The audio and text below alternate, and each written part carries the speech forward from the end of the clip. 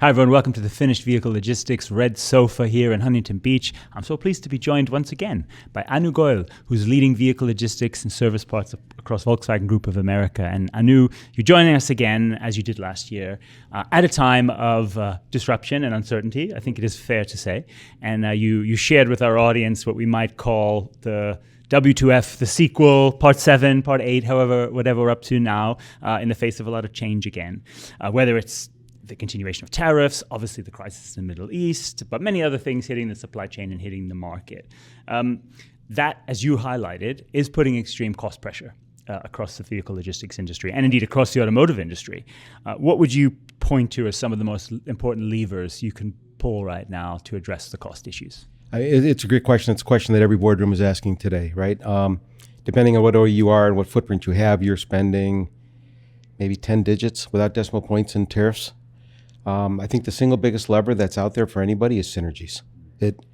For what we do, volume brings down cost, right? Volume increases speed. One of the friends of logistics in the past has been predictability, stability, so we can plan, set contracts, set capacity. That's out the window. So you have to look at what's next, and I think whether it's working with more brands in our group or whether it's working with other brands outside the group is going to be key over the next several years.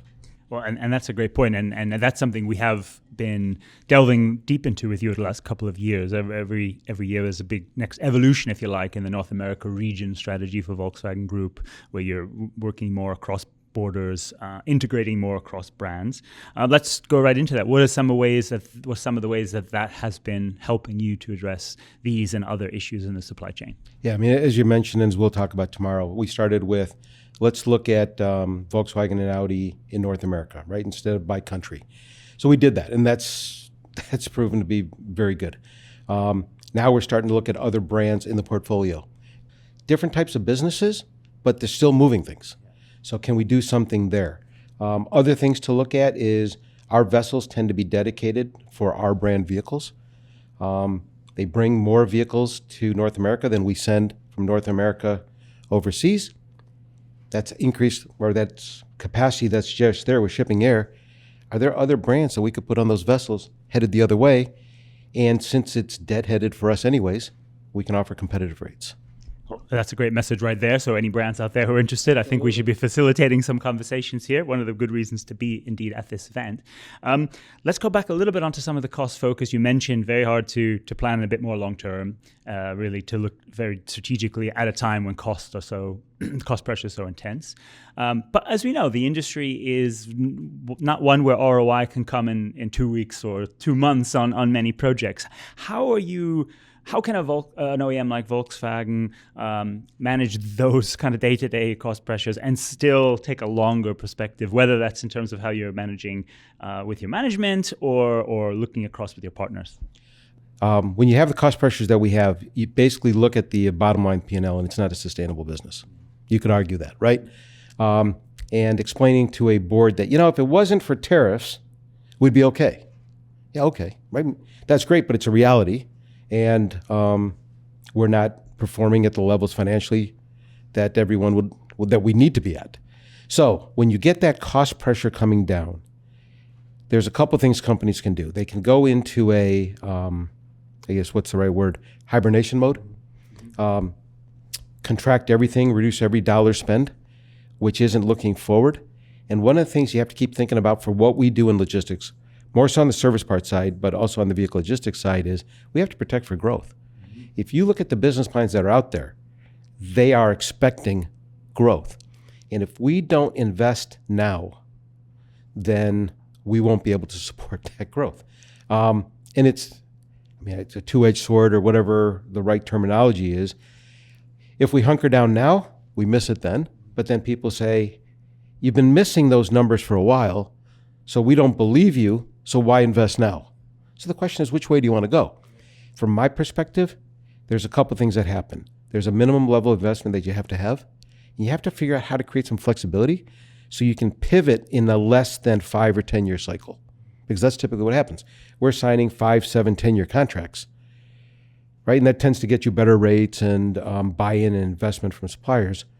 But what if I started thinking 2, 3, 4 years, right? So I can pivot and adjust to the market. Because auto companies are not known for agility, quick response times. So the old line that necessity is the mother of invention, we're doing things now that in the past, in my career, 30 years, we would have talked about but never did. Because it's a must, as you say. Exactly. And this is echoes some points we raised last year in the same place, and when the tariffs were just coming in, and it was a bit of hesitation. Do you bunker down, hold back? And obviously the longer you wait, the longer it takes to recover, to pick up that volume. So I think that is an important point. Now, Lisa, as well with partners and who need to come along for the ride on this as well. Yeah, and just ask yourself, there's always out there that can develop a product in 18 months. Yeah. Yeah. So why do we need 5 years to set up a logistics network? I mean, those are the types of things you got to question. So this is also a chance to look at how can we do this faster. Yeah. So, I mean, obviously to pick up the speed on that, absolutely. Another way of looking at some of these changes is whether it's, let's say, tariffs, which we now feel are more permanent. We don't know, maybe some shape in North America could change, but we know that there's a sense that there's more here to stay. Maybe fuel costs are higher, for at least a good while. One thing I've been reflecting on is how do we make sure that the logistics considerations are taken into account in the strategic decisions that need to be making now, not just in the supply chain, but across, or whether it's the network, footprints, models, etc.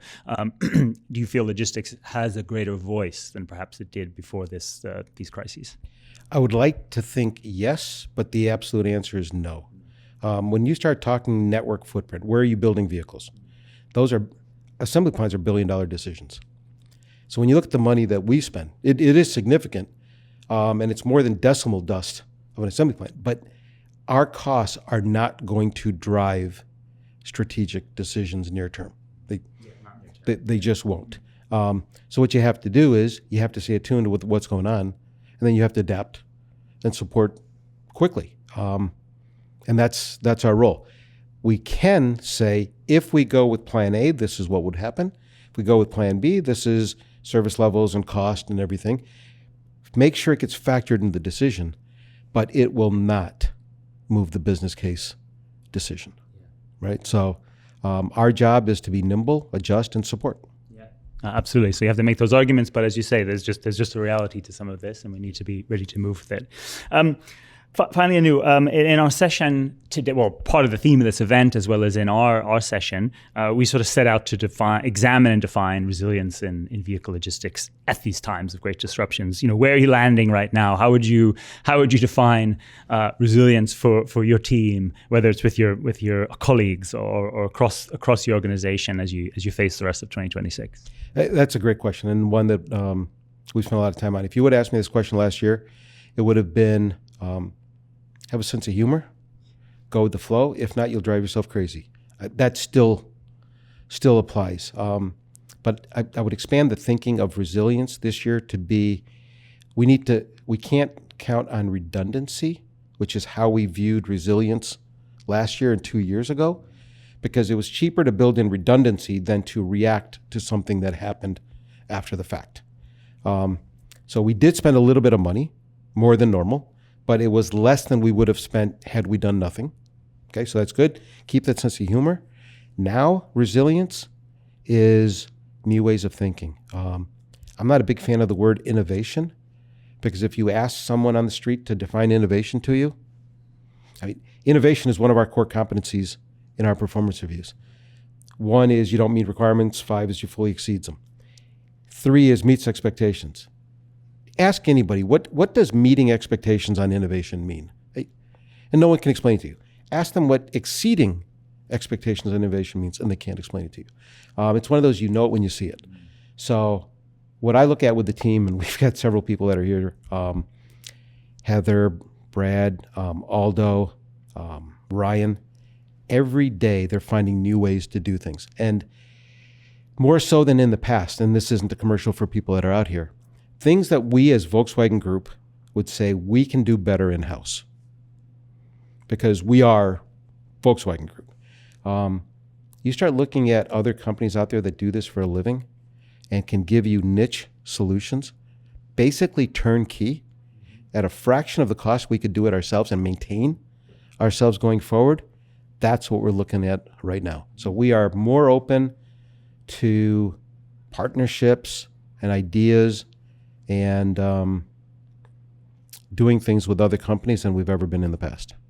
Well, that's exciting and speaks directly to your point on whether it's making use of capacity in ships, implementing the network faster than ever, or finding this new solutions. We'll know that innovation when we see it, and we look forward to seeing more of it with you and your team over the next coming days here in New and the year ahead. Thank you so much again for joining us. It is always indeed a pleasure, and it's always informative. So keep up with us. We're going to share more from our news presentation, and you'll finally find out what WTF stands for. It's not what you think, I promise. Thanks so much for being with us. More to come from Automotive Logistics and on LinkedIn from the Red Sofa and our coverage.